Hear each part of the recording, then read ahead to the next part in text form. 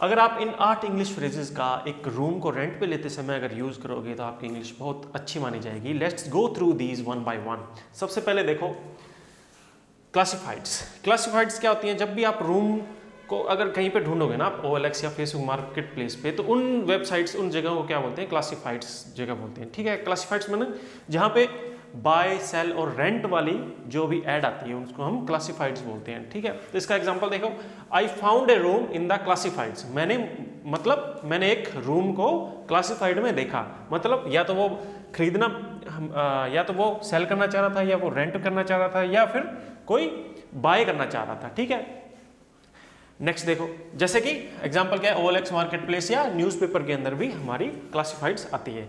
ठीक है, उसके बाद में देखो फर्निश्ड। अभी आपने बहुत बार सुना होगा कि that room is fully furnished और that room is not fully furnished, unfurnished.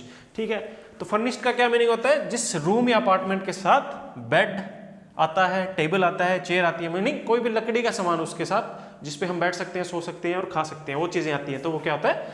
Fully furnished या फिर फर्निश्ड। ठीक है, एक सेमी फर्निश्ड भी होता है जिसमें क्या है कि मतलब थोड़ी बहुत चीजें होती है और थोड़ी बहुत चीजें जैसे कि लकड़ी वाली ये चीज नहीं होती। ठीक है, तो हम एग्जांपल कैसे कर सकते हैं? Apartment is fully furnished. अगर हम कोई भी रेंट पे ले रहे हैं कोई भी रूम को, तो हम मकान मालिक से, लैंडलॉर्ड से हम पूछ सकते हैं is the room is fully furnished और नॉट, और इज इट सेमी फर्निश्ड। ठीक है, तो वो कैसे भी जवाब दे सकता है आपको। नेक्स्ट देखो, move in and move out. Move in का मीनिंग आप किस टाइम पे, कब, किस दिन, किस समय पर आप उस रूम में जाने वाले हैं, मूव इन करने वाले हैं। ठीक है, अपना सामान लेके वहां पे रहने जाने वाले हैं, तो उसको हम क्या बोलेंगे? Move in. ठीक है, तो अभी किसी को भी पूछते समय कि मैं कब आ सकता हूं यहाँ पे, तो हम कैसे पूछेंगे? When can I move in. ठीक है, when can I move in, और when the previous tenant is moving out. Tenant का क्या मीनिंग होता है? TENANT। टेनेंट मीनिंग जो किराएदार। ठीक है, टेनेंट का क्या मीनिंग होता है? किराएदार।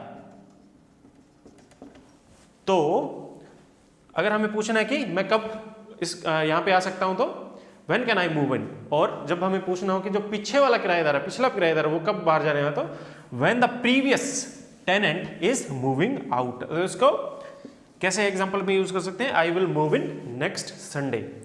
अभी यूटिलिटीज देखो, यूटिलिटीज फ्रेज क्या होता है कि जो इलेक्ट्रिक, वाटर या हीट, ये चीजें जो होती हैं, अभी हम लैंडलॉर्ड के पास जाते हैं, वो बताता है कि सारी यूटिलिटीज इसमें इंक्लूडेड है आपके रेंट में। तो इसका मीनिंग क्या है कि इलेक्ट्रिसिटी का बिल, आपका वाटर का बिल और जो हीटिंग का बिल है वो इसके क्या है? यूटिलिटीज के अंदर ही आ जाएगा। तो इसका क्या है?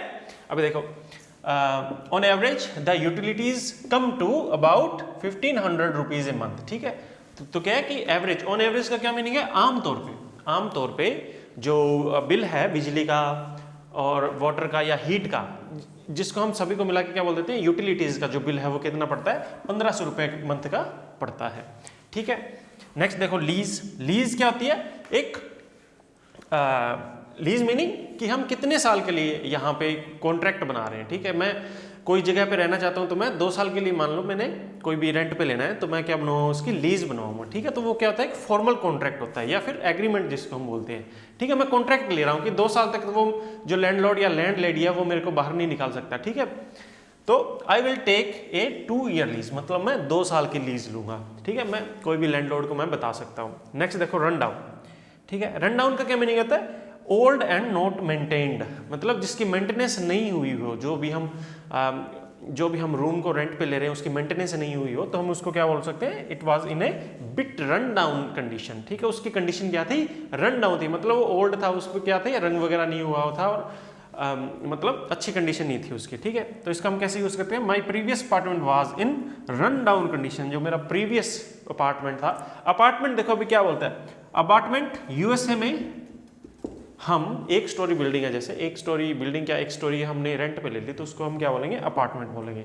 रेंट में ले लिया, उसको खरीद लिया। या और यूके में क्या बोलते हैं? Flat, FLAT। ठीक है, फ्लैट। तो ये आपके डिपेंड है कि कौन सा यूज करना चाहते हो, दोनों ही सही है। तो अपार्टमेंट और फ्लैट बोथ आर सेम। ठीक है, so my previous apartment was in run down condition. जो मेरा पहले का अपार्टमेंट था, पहले वाला, वो क्या था? इन रन डाउन कंडीशन में था, ना तो उसमें कोई रेनोवेशन वगैरह हुई थी। ठीक है, वो पुराना था और जर्जर कंडीशन में था। नेक्स्ट नंबर 7 देखो। अभी देखो नंबर 7, अभी आपने सुना होगा कि 1 BHK 2 BHK 3 BHK वो चीज़ें कैसे मिल रही हैं, ठीक है। आई मीन रेंट पे किसी ने ले लिया 1 BHK, तो 1 BHK का क्या मीनिंग होता है, उसमें एक बाथरूम है, उसमें एक हॉल है और एक इसमें किचन है, ठीक है। उसको हम क्या बोलते हैं, 1 बेडरूम अपार्टमेंट भी बोलते हैं, जिसमें क्या है कि एक बेडरूम है, एक उसमें हॉल है और एक उसमें किचन है, ठीक है। तो इसको एग्जांपल के तौर पे हम कैसे पूछ सकते हैं, बोल सकते हैं शी बॉट है 1 BHK फ्लैट, और हम लैंडलॉर्ड या लैंडलेडी से भी पूछ सकते हैं इज इट 1 BHK 2 BHK और 3 BHK, ठीक है। उसमें क्या होता है कि 1 BHK meaning 1 room 1 hall and 1 kitchen, ठीक है। अभी सबलेटिंग मतलब किसी और को रहने देना किसी हमारी जगह में। देख, अब मान के चलो कि आपने कहीं पे रेंट पे ले रखा है रूम और आप कहीं पे घूमने जा रहे हो, पर 2 महीने के लिए आप घूमने जा रहे हो, ठीक है। तो 2 महीने के लिए क्या है कि आपको रेंट देना पड़ेगा, बट आप अगर रेंट को सेव करना चाहते हो तो आप क्या करोगे, किसी फ्रेंड या अपनी जानकार को उसको रेंट पे दे दोगे, ठीक है। उसको क्या बोलते हैं हम, सब लेटिंग दैट रूम, ठीक है। तो उसमें क्या है कि आपका किराया भी आता रहेगा और आप कहीं पे जा भी पाओगे और आपका कोई नुकसान नहीं होगा। तो सबलेटिंग का क्या मीनिंग होता है, किसी और को हमारी जगह पे रहने देना कहीं पे, बट वो फॉर्मल सारा कॉन्ट्रैक्ट वगैरह साइन होता है, ठीक है। Rent the apartment to another person, इसका मीनिंग क्या है, renting that apartment to somebody else. So इसको एग्जांपल देखो क्या बोल सकते हैं, he subletted his apartment to his friend while he was travelling, मतलब उसने अपना जो अपार्टमेंट था सबलेट कर दिया अपने फ्रेंड को जब तक वह ट्रैवल कर रहा था, ठीक है।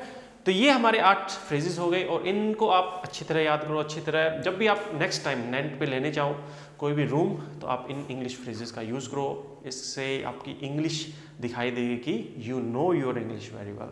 सो आज के लिए इतना ही, थैंक यू फॉर वॉचिंग, मिलते हैं नेक्स्ट वीडियो में।